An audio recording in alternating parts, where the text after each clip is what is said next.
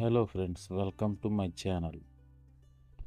ఒక ఊరికి ఒక వ్యక్తి ద్వారానో లేదా బిల్డింగ్ ద్వారానో ఒక కోట ద్వారానో పేరు వస్తుంది. కానీ ఆ ఊరికి ఒక చెట్టు ద్వారా గుర్తింపు వచ్చింది. ఆ ఊరు ఏదో కాదు, కుమారదేవరం.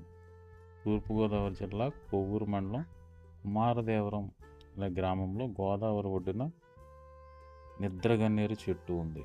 ఆ చెట్టు నాటి దాదాపు 150 సంవత్సరాల పైన అవుతుంది. అయితే ఈ సినిమాకి పేరు తీసుకొచ్చింది మాత్రం 1975 పాడి పంటల సినిమాలో ఇక్కడ కొన్ని సన్నివేశాలు చిత్రీకరించారు. అప్పటి నుంచి ఈ చెట్టుకి సినిమా చెట్టుగా పేరు వచ్చింది. ఇక్కడ ప్రముఖ దర్శకులైన బాపు, కె. విశ్వనాథ్, రాఘవేంద్రరావు, వంశీ వంటి దర్శకులు ఇక్కడ అనేక చిత్రాలను షూటింగ్ చేశారు. ముఖ్యంగా వంశీ గారికి ఈ సినిమా చెట్టు అంటే చాలా ప్రాణం.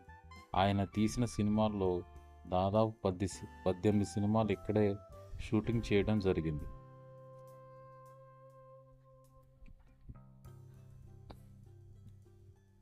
ఈ గోదావరి ఒడ్డున ఈ నిద్రగన్నేరు చెట్టుని సింగళూరు తాతాపాయి అనే వ్యక్తి నాటినట్టు ఆ గ్రామస్తులు చెప్తారు.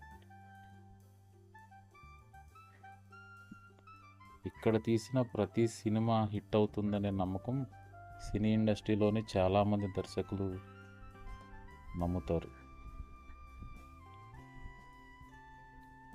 ఎన్నో గోదావరి వరదలను చూసిన ఈ నిద్రగన్నేరు చెట్టు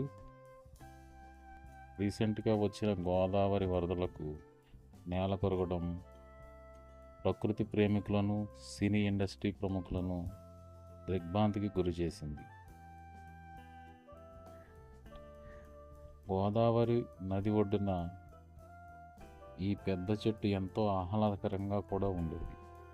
ఎంతోమంది పర్యాటకులను కూడా ఇక్కడ ఆకర్షించేది.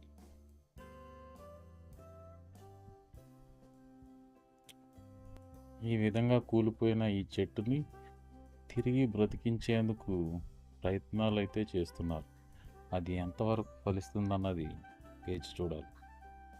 చూశారు కదా ఈ వీడియో కనుక మీకు నచ్చినట్లయితే ప్లీజ్ సబ్స్క్రైబ్ మై ఛానల్.